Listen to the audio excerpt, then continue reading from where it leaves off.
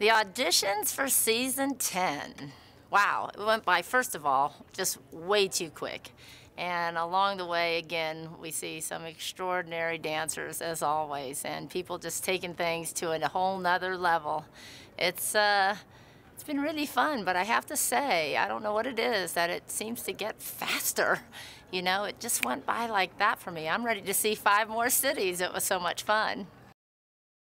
There was definitely some new styles, and I think when we went to Detroit, I'm not sure we were ready for everything that we saw, but this new hip-hop style that they have in Detroit called the hip roll was all new to us. So it was kind of like a little bit of the weirdest thing. It's like belly dancing, Tahitian dancing, and a whole lot of shirts gone and some hip-hop. But I certainly did enjoy myself.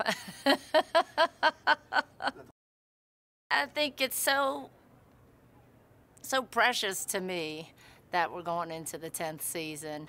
I look at all these young dancers and I think about my career as a dancer where none of this was celebrated. I always had to explain myself during my career as to what I did for a living, and if you said waltz or said quick step or paso doble or contemporary, that nobody knew what you were talking about. These dancers are met with a much different path because of So You Think You Can Dance over these 10 seasons, that it is now celebrated globally. People, not only do they know the name of the dance, but they know what to look for because of So You Think You Can Dance, and the opportunities that have now risen because of So You Think You Can Dance. These kids are doing all kinds of things now. I was just on the phone with Eliana, and she was going around the world with Taylor Swift. She goes, "I'm a ballerina, Mary. Who would have ever dreamed that possible?" She said, this has opened so many new doors for her. So it's moments like that, and to watch Twitch grow, and here he is with us today as a judge on the panel. It's really been a phenomenal journey. I think the show always feels fresh because, number one, the bar is lifted and raised, let's say, every year.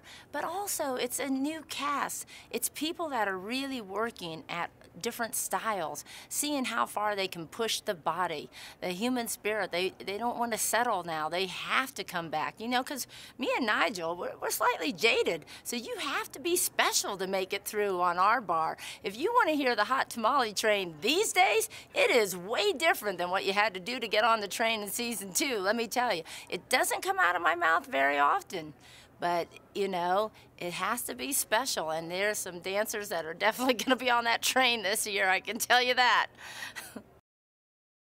Being involved with So You Think You Can Dance has meant the world to me.